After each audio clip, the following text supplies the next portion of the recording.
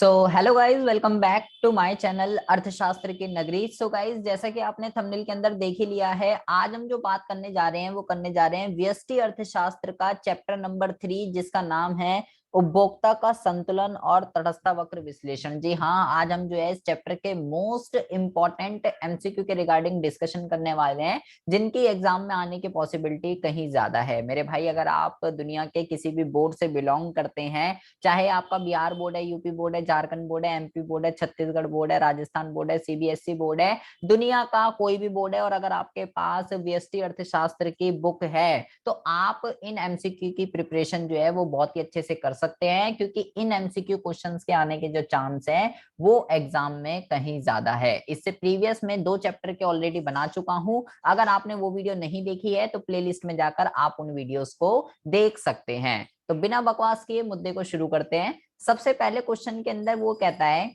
कि वो कौन सा विश्लेषण है जिसमें उपयोगिता को निश्चित संख्याओं जैसे 1 2 3 4 आदि में मापा जाता है। जैसे कि आप सभी जानते हैं कि उपभोक्ता का जो संतुलन है वो 2 तरीके से निकलता है। एक होता है गणनावाचक उपयोगिता विश्लेषण और एक होता है क्रमवाचक उपयोगिता विश्लेषण। ठीक है, तो कह रहा है वो कौन सा विश्लेषण है जिसमें उपयोगिता को हम एक एग्जैक्ट नंबर दे देते हैं कि जी पहली वस्तु से हमें इतनी उपयोगिता मिली, दूसरी वस्तु से हमें इतनी उपयोगिता मिली, तो उसको हम क्या कहते हैं? उसको गणनावाचक कहते हैं, क्रमवाचक कहते हैं, या दोनों ही कहते हैं, या इसमें से कोई नहीं? क्या इसका जो है आंसर होना चाहिए? तो आपको ये पता होना चाहिए कि वो जो विश्लेषण होता है उसको जो है गणनावाचक विश्लेषण कहते हैं, जिसमें हम उपयोगिता को एक निश्चित क्रम में, जैसे एक निश्चित संख्या में 1 2 3 4 आदि में जो है मापते हैं। तो पहले का जो आंसर हो जाएगा ए ऑप्शन जो है ये इसका आपका करेक्ट आंसर हो जाएगा।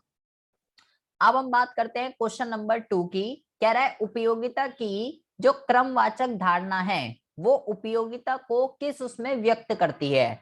इकाइयों के रूप में, संतुष्टि के स्तर के रूप में, स्थिरांकों के रूप में, या इसमें से कोई भी नहीं? तो आपको ये ध्यान रखना है, यहाँ पे 2 तरीके का विश्लेषण होता है। एक तो होता है गणनावाचक विश्लेषण और एक होता है क्रमवाचक विश्लेषण, जिसमें उपयोगिता को क्या दिया जाता है? क्रम दिया जाता है कि भाई इस वाली वस्तु से सबसे ज्यादा सेटिस्फेक्शन मिल रही है तो इसको रैंक 1 दे दी गई, इस वाली वस्तु से जो है मुझे थोड़ी कम सेटिस्फेक्शन मिल रही है तो इसको रैंक 2 दे दी गई। तो उपयोगिता की जो क्रमवाचक जो धारणा है उसमें उपयोगिता को जो है संतुष्टि के रूप में जो है व्यक्त किया जाता है। तो दूसरे का जो आंसर है ये आपका हो जाएगा बी जो है इसका आंसर हो जाएगा। अब हम बात करते हैं क्वेश्चन नंबर 3 की। क्वेश्चन नंबर 3 में कहता है कि उपभोक्ता के तटस्थता समूह के रेखा चित्रण जो होता है उसके प्रस्तुतिकरण को जो है क्या किया जाता है? मतलब बहुत सारे तटस्थता वक्रों का अगर वो समूह है तो उसको जो है तटस्थता समूह के रेखा चित्र को जो है क्या कहा जाएगा? तटस्थता वक्र कहा जाएगा। ठीक है, तटस्थता समूह के रेखा चित्र के प्रस्तुतिकरण को तटस्थता वक्र कहा जाएगा, उपयोगिता वक्र कहा जाएगा, बजट रेखा कहा जाएगा, या रूपांतरण वक्र कहा जाएगा? कौन सा वक्र जो है उसको क्या जाएगा? तो सिंपल सी बात है भाई, तटस्थता समूह है तो उसको जो है तटस्थता वक्र के नाम से जो है जाना जाता है। ठीक है, जिसमें जो है अलग अलग तरीके के आईसी होते हैं। तो थर्ड का जो आंसर है वो हो जाएगा आपका ए जो है इसका आपका आंसर हो जाएगा। अब हम बात करते हैं क्वेश्चन नंबर 4 की। क्वेश्चन नंबर 4 में ये आपसे कहता है कि भाई वो रेखा जो मौद्रिक आय और कीमत के दिए होने पर 2 वस्तुओं के सभी विभिन्न संयोगों को प्रकट करती है, जिससे वह अपनी समस्त आय खर्च करके खरीद सकता है, उसको क्या कहते हैं? उत्पादन रेखा, बजट रेखा, समलागत रेखा, या इसमें से कोई भी नहीं? तो आपको ही ध्यान रखना है जी, बजट रेखा जो होती है, बजट लाइन एक ऐसी लाइन होती है जो कि उपभोक्ता की आय और 2 वस्तुओं की कीमत कितनी है उन दोनों के अकॉर्डिंगली उपभोक्ता किन किन वस्तुओं के संयोगों को खरीद सकता है उसको प्रकट करती है आपकी बजट रेखा। तो चौथे का जो आंसर है वो हो जाएगा बी जो है इसका आंसर हो जाएगा। इंपॉर्टेंट क्वेश्चन है एग्जाम के पॉइंट ऑफ व्यू से। अब हम बात करते हैं क्वेश्चन नंबर 5 के रिगार्डिंग।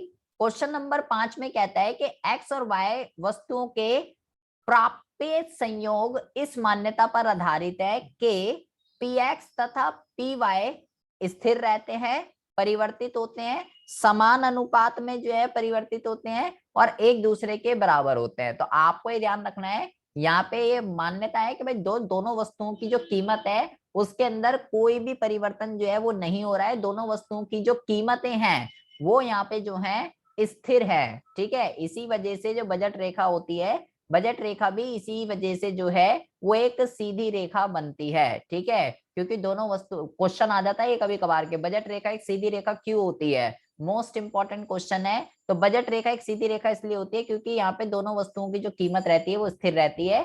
फिफ्थ का जो आंसर है वो हो जाएगा ए। क्वेश्चन नंबर 6 की अगर हम बात करें तो कहता है कि जो तटस्थ वक्र विश्लेषण होता है, तटस्थ वक्र विश्लेषण के अनुसार एक उपभोक्ता संतुलन जो है कब प्राप्त करता है, एक उपभोक्ता संतुलन प्राप्त करता है जब, कब जो है उसको संतुलन प्राप्त होगा, जब MRS/XY बराबर होता है PX अपॉन में PY के, ज्यादा होता है, कम होता है, इनमें से कोई नहीं। तो सिंपल सी बात है, जब MRS/XY बराबर होगा PX अपॉन में PY के, तो ही उपभोक्ता को जो है, तो ही उपभोक्ता को जो है संतुलन प्राप्त होता है। तो सिक्स्थ का जो आंसर है वो हो जाएगा ए, MRS/XY is equal to PX upon में PY। अब हम बात करते हैं क्वेश्चन नंबर 7 की। क्वेश्चन नंबर 7 की अगर हम बात करें तो ये कहता है कि तटस्थ वक्र जो है वो किससे संबंधित है, उपभोक्ता की आय से संबंधित है या एक्स तथा वाई वस्तुओं की कीमतों से संबंधित है, एक्स तथा वाई वस्तुओं से प्राप्त कुल उपयोगिता से संबंधित है, या उपभोक्ता की रुचि और अनादिमान से रिलेटेड है, किससे रिलेटेड है। तो तटस्थ वक्र जो होता है, इंडिफरेंस कर्व, वो आपका रिलेटेड है कि कंज्यूमर का टेस्ट एंड प्रेफरेंस, पहले वो किस वस्तु को प्रेफरेंस दे रहा है, फिर किसको दे रहा है और फिर किसको दे रहा है, इस उस पे जो है आपका अनादिमान वक्र या तटस्थ वक्र जो है बेस होता है। तो इसको कहते हैं जी, इसको कहते हैं उपभोक्ता की रुचि और अनादिमान। तो सेवेंथ का जो आंसर है डी ऑप्शन जो है ये इसका करेक्ट आंसर हो जाएगा। अब बात करते हैं क्वेश्चन नंबर 8 की। क्वेश्चन नंबर 8 में कहता है कि एक्स और वाई जो है दो वस्तुओं के बीच MRS में गिरने की प्रवृत्ति पाए जाने पर जो आईसी कर्व है वो कैसा होगा। देखो, जो आईसी जो होता है तटस्थ वक्र या जिसको अनादिमान वक्र कहते हैं, उसका जो ढलान होता है, उसका जो स्लोप होता है वो होता है MRS, marginal rate of substitution. इससे डिपेंड करता है कि आपका जो आईसी है वो कैसा बनेगा। ठीक है, अगर ये बढ़ रही है, घट रही है, स्थिर है, सारा का सारा इसके ऊपर डिपेंड करता है कि इसकी आकृति कैसी बनेगी। तो कह रहा है अगर आपकी जो MRS है, अगर आपकी जो MRS है वो घट रही है तो आपका जो इंडिफरेंस कर्व है वो कैसा बनेगा, मूल बिंदु की ओर उन्नतोदर। कैसा बनता है, जैसे आईसी कर्व कैसे बनता है, इस तरीके से, इस तरीके से आपका आईसी बनता है। क्योंकि जो आपकी MRS होती है, मार्जिनल रेट ऑफ सब्स्टिट्यूशन, वो क्या होती है, वो गिरती हुई होती है, इसलिए ऐसा होता है। तो इस शेप को हम क्या कहते हैं, इस शेप को हम कहते हैं उन्नतोदर। ठीक है, इस शेप को उन्नतोदर कहते हैं। और नतोदर कौन सी होती है, जैसे PPC होता है, ये वाली नतोदर होती है। ऐसा कब बनेगा ये, जब ये कह सकते हैं जब बढ़ने की प्रवृत्ति पाई जाती है। लेकिन एक्चुअल में कैसा बनता है ये, एक्चुअल में इस तरीके का बनता है, ऐसा तब बनता है जब MRS घटती हुई होती है। तो 8th का जो आंसर है वो हो जाएगा ए।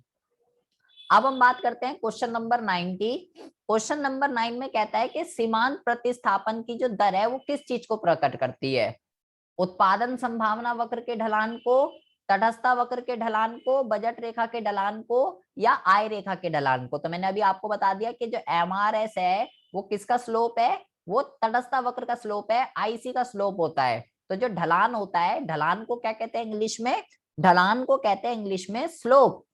तो ये किसको डिनोट करता है, 9th का जो आंसर है, 9th का आंसर हो जाएगा बी, कि भाई ये जो है तटस्थ वक्र के ढलान को व्यक्त करता है।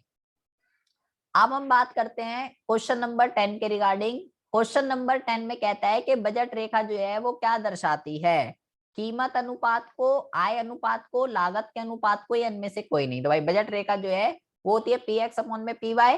तो ये किसको दर्शा रही है, PX अपॉन में PY मतलब एक्स वस्तु की कीमत, वाई वस्तु की कीमत। तो 10th का जो आंसर है, 10th का जो आंसर है वो हो जाएगा ए, कीमत अनुपात को जो है ये दर्शाती है। जैसे जैसे हम तटस्थ वक्र पर बाएं से दाएं की ओर चलती है तो तटस्थ वक्र के ढलान में जो प्रवृत्ति होती है, तटस्थ वक्र के ढलान में प्रवृत्ति होती है इकाई होने की, बढ़ने की, शून्य होने की या गिरने की, किस तरीके की प्रवृत्ति आपको देखने के लिए मिलती है? तटस्थ वक्र के ढलान की प्रकृति कैसी होगी? कह रहा है जैसे ये तटस्थ वक्र का ये जो ढलान है, ठीक है, आप यहाँ से बाएं से दाएं नीचे की ओर जाते हैं, इस तरफ अगर आप आते हैं, मान लो यहाँ पे एक ए पॉइंट है और यहाँ पे आपका एक बी पॉइंट है, पहले आप यहाँ पे थे, ठीक है, अब आप यहाँ से यहाँ पे आना चाहते हो, तो यहाँ पे आने के लिए क्या करना पड़ेगा? इसको कम करना पड़ेगा, इसको बढ़ाना पड़ेगा। तो यहाँ पे यहाँ से तटस्थ वक्र के ढलान में किस तरीके की प्रवृत्ति पाई जा रही है? गिरने की प्रवृत्ति जो है वो पाई जा रही है। तो 11th का जो आंसर है, 11th का जो आंसर है वो हो जाएगा आपका डी। डी ऑप्शन जो है ये बिल्कुल इसका करेक्ट आंसर हो जाएगा। अब हम बात करते हैं क्वेश्चन नंबर 12 की। कह रहा है कीमतों के स्थिर रहने पर बजट रेखा में परिवर्तन होता है। कीमतों के स्थिर रहने पर बजट रेखा में परिवर्तन होगा, परिवर्तन होता है मांग में परिवर्तन के कारण, आय में परिवर्तन के कारण, अधिमानों के में परिवर्तनों के कारण, या उपयोगिता में परिवर्तन के कारण। तो आपको ये ध्यान रखना है भाई, बजट रेखा भी मैंने ऊपर आपको क्या बताया, बजट रेखा जो है वो आपको दो चीजों के क्या बताती है कि जब उपभोक्ता की आय और दोनों वस्तुओं की कीमत अगर दे रखी हो तो उपभोक्ता किन किन संयोगों को खरीद सकता है उसके बारे में बताती है। तो अब वो आपसे क्वेश्चन में पूछ रहा है कि अगर भाई कीमत के अंदर तो कोई चेंज नहीं हो रहा, अगर आपकी जो कीमत है वो स्थिर है, तो बजट रेखा कैसे चेंज होगी? तो सिंपल सी बात है, जब अगर कीमत स्थिर है तो अगर आय के अंदर अगर चेंज होगा तो ही बजट रेखा शिफ्ट हो सकती है, अदरवाइज शिफ्ट नहीं हो सकती। बजट रेखा की प्रॉपर वीडियो मैं बना चुका हूँ चैनल पर, तो वो भी आप जाके देख सकते हैं कि बजट रेखा को कौन कौन खिसकाता है, या तो आय खिसकाती है या कीमत खिसकाती है, और कैसे कैसे शिपमेंट हो सकती है वो भी मैं आपको बता चुका हूँ। तो इसका जो आंसर है वो जाएगा आय में परिवर्तन के कारण। 12th का जो आंसर है वो हो जाएगा बी, आय में परिवर्तन के कारण। आय में परिवर्तन के कारण क्या होता है? बजट रेखा में परिवर्तन होता है, या तो कीमत के कारण होता है या आय के कारण होता है। अब हम बात करते हैं क्वेश्चन नंबर 13 की। कह रहा है तटस्थ वक्र का जो ढलान है वो किसके द्वारा मापा जाता है? तो अभी मैंने आपको बताया ढलान का मतलब होता है स्लोप, और स्लोप कौन होता है तटस्थ वक्र का? MRS। और इसकी हिंदी में मीनिंग क्या है? प्रतिस्थापन की सीमांत दर या सीमांत प्रतिस्थानापन की दर। स्थानापन या प्रतिस्थापन दोनों एक ही चीजें होते हैं। MRS का क्या? Marginal rate of substitution. तो ये कहाँ पे लिखा हुआ? ये लिखा हुआ प्रतिस्थापन की सीमांत दर। इसके द्वारा तटस्थ वक्र का ढलान मापा जाता है। MRS बढ़ती हुई होगी, घटती हुई होगी, स्थिर होगी, जैसी भी होगी उसी के अकॉर्डिंगली इसका जो ग्राफ है, इसका जो कर्व है वो बनता है। अब हम बात करते हैं क्वेश्चन नंबर 14 की। क्वेश्चन नंबर 14 के अंदर ये कहता है कि जो वस्तु Y जो है, वस्तु Y के लिए वस्तु X की सीमांत प्रतिस्थापन दर को मापने का जो सूत्र है वो क्या होगा? वस्तु Y के लिए वस्तु X की सीमांत प्रतिस्थापन दर को मापने का जो सूत्र है वो क्या होगा? तो आपको भाई MRS का फॉर्मूला पता होना चाहिए। MRS का जो फॉर्मूला होता है डेल्टा वस्तु Y अपॉन में डेल्टा वस्तु X। ये जो है इसका फॉर्मूला होता है जैसे MOC का होता है ना, MOC और MRT, बिल्कुल इसी तरीके से इसका भी सूत्र होता है। तो 14वें का जो आंसर है डेल्टा वस्तु Y अपॉन में डेल्टा वस्तु X, ये भी लिख सकते हैं। तो 14 का जो आंसर है वो जाएगा सी ऑप्शन जो है ये बिल्कुल आपका करेक्ट आंसर हो जाएगा। अब हम बात करते हैं क्वेश्चन नंबर 15 की। क्वेश्चन नंबर 15 की अगर हम बात करें तो यहाँ पे लिखा हुआ है कि बजट रेखा के ढलान को व्यक्त किया जाता है। बजट रेखा का जो ढलान है, जो स्लोप होता है वो क्या होता है? PX अपॉन में PY अपॉन में PX, या दोनों बराबर, या इसमें से कोई नहीं। तो अभी मैंने आपको बताया था PX अपॉन में PY जो है वो ये बजट रेखा का ढलान होता है, बजट रेखा का स्लोप होता है। बजट, क्योंकि ये दोनों स्थिर रहते हैं, इनकी कीमतों में कोई भी परिवर्तन नहीं होता, इसलिए क्योंकि ये स्थिर रहते हैं, इनकी कीमतों में कोई भी परिवर्तन नहीं होता, इसलिए बजट रेखा जो है वो एक सीधी रेखा जो है ये होती है। ठीक है, तो इसका जो आंसर है ये जाएगा PX अपॉन में PY। अब वो कहता है कि उपभोक्ता के तटस्थ समूह के रेखा चित्र प्रस्तुतिकरण को क्या कहा जाता है? ये वही रिपीटेड क्वेश्चन है, पीछे ये अभी आ गया था।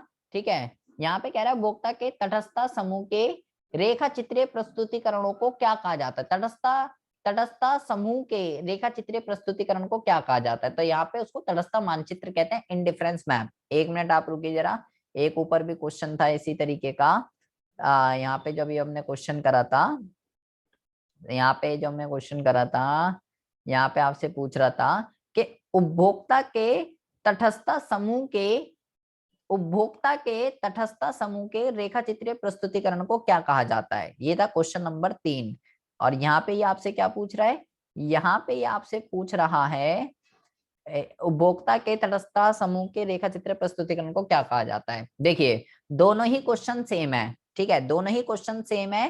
क्वेश्चन नंबर 16 भी सेम है और क्वेश्चन नंबर जो ऊपर अभी मैंने आपको दिखाया वो भी सेम है। तो जो तटस्थ वक्रों का जो समूह होता है, तटस्थ वक्रों का जो समूह होता है, मतलब जिसमें बहुत सारे इंडिफरेंस मैप होते हैं, जैसे कि लाइक ये IC1 है, ठीक है, ये आपका IC2 है और ये आपका IC3 है। बहुत सारे जो तटस्थ वक्र होते हैं, एक्चुअल में जो इसका आंसर है वो तटस्थ मानचित्र है, ठीक है। बहुत सारे तटस्थ वक्रों के समूहों को तटस्थ मानचित्र कहते हैं। अगर एक बना हुआ होगा तो तटस्थ वक्र होता है, एक से ज्यादा बने हुए होंगे तो तटस्थ मानचित्र होता है।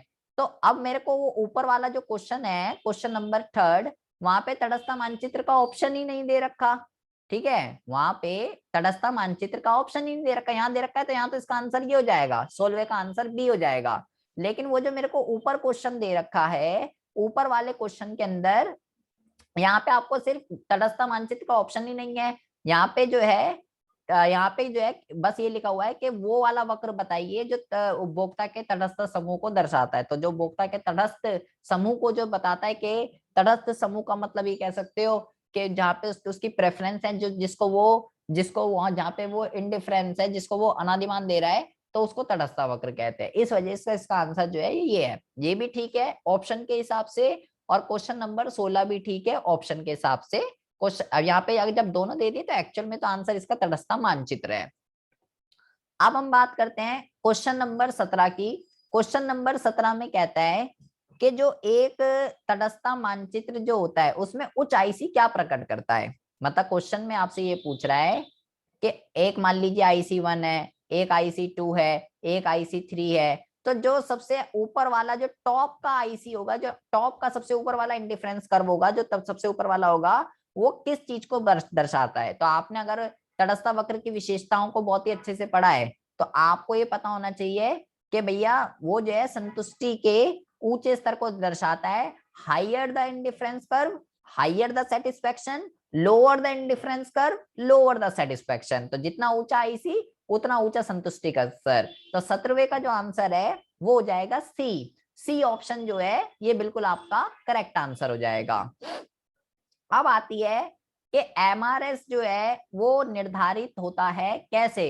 उपभोक्ता की संतुष्टि के स्तर से, आय के स्तर से, रुचि के स्तर से, या अधिमानों के स्तर से, किससे जो है निर्धारित होता है। तो ये जो निर्धारित होता है ये होता है अधिमानों द्वारा। मतलब उपभोक्ता किस चीज को ज्यादा प्रेफरेंस दे रहा है, सबसे पहले किसको प्रेफरेंस दे रहा है, किसके बदले में किसको यूज कर रहा है।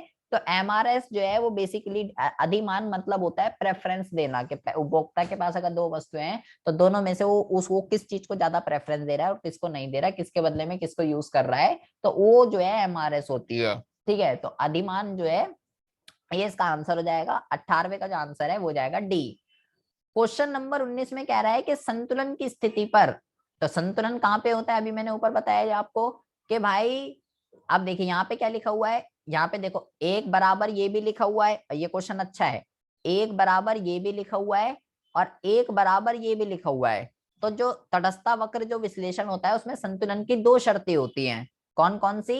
एक तो MRS(x,y) बराबर होना चाहिए px/py के, और दूसरी जो इसकी शर्त होती है वो होती है कि जो इंडिफरेंस कर्व है वो मूल बिंदु की ओर उन्नतोदर होना चाहिए। एक शर्त ये होती है और एक शर्त ये होती है। जब ये दोनों शर्त फुलफिल होती हैं तो ही उपभोक्ता जो है संतुलन की अवस्था में पाया जाता है। ठीक है, तो यहाँ पे भी लिखा हुआ है लेकिन यहाँ पे एक ही शर्त लिखी हुई है, दोनों नहीं लिखे हुए। प्रॉपर जो शर्त है संतुलन की वो है ये डी ऑप्शन जो है, डी ऑप्शन जो है वो बिल्कुल करेक्ट आंसर हो जाएगा जी। अब हम बात करते हैं क्वेश्चन नंबर 20वें पे।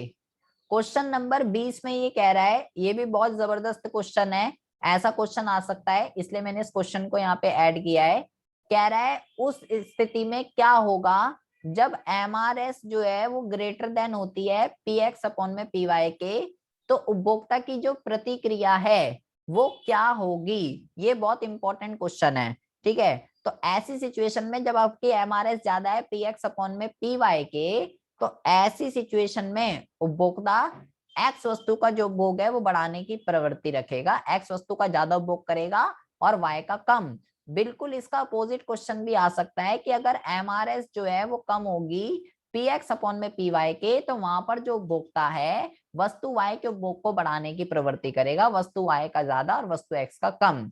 ये दोनों चीजें आपको ध्यान रखनी है, इस वजह से मैंने इस क्वेश्चन को यहाँ पे इंक्लूड किया है। क्वेश्चन नंबर 20 बहुत ही इंपॉर्टेंट क्वेश्चन है, ये भी आ सकता है और इसका अपोजिट क्वेश्चन भी आ सकता है, ठीक है। तो ये 20 क्वेश्चन इस चैप्टर से बनते हैं जो कि मोस्ट इंपॉर्टेंट है एग्जाम के पॉइंट ऑफ व्यू से। आप इन क्वेश्चन की जो प्रिपरेशन है बहुत ही अच्छे से कर सकते हैं। और ये पीडीएफ आपको किस तरीके से मिल सकती है, डिस्क्रिप्शन में मैंने इसका लिंक डाल दिया है। डिस्क्रिप्शन में जो है मैंने इसका लिंक डाल दिया है, आप डिस्क्रिप्शन में जाके आप इस लिंक पे क्लिक करेंगे, पीडीएफ आप डाउनलोड करके एग्जाम में अपनी प्रिपरेशन जो है कर सकते हैं। विद आंसर मैंने आपको बता दिया 20 क्वेश्चन चैप्टर नंबर 3 के। तो इस पीडीएफ को आप डाउनलोड कर सकते हैं, डिस्क्रिप्शन के अंदर लिंक है जी। तो मिलते हैं आपसे नेक्स्ट वीडियो में ऐसे इंटरेस्टिंग टॉपिक के साथ जिसमें हम बात करने वाले हैं चैप्टर नंबर 4 की। वीडियो को अगर आपने लाइक नहीं किया तो प्लीज इस वीडियो को लाइक कर दीजिए। चैनल को अगर आपने सब्सक्राइब नहीं किया है तो चैनल को जो है सब्सक्राइब कर दीजिए, ताकि आने वाली जितनी भी वीडियोज हैं आपका एक भी चैप्टर का MCQ मिस ना हो। तो चैनल को सब्सक्राइब करके बेल आइकन को जो है जरूर प्रेस कर लीजिएगा, ताकि सारी की सारी वीडियो की नोटिफिकेशन आपके पास जो है टाइम टू टाइम मिलती रहे। तो मिलते हैं आपसे नेक्स्ट वीडियो में ऐसे इंटरेस्टिंग टॉपिक के साथ। तब तक के लिए have a good day, bye bye, take care.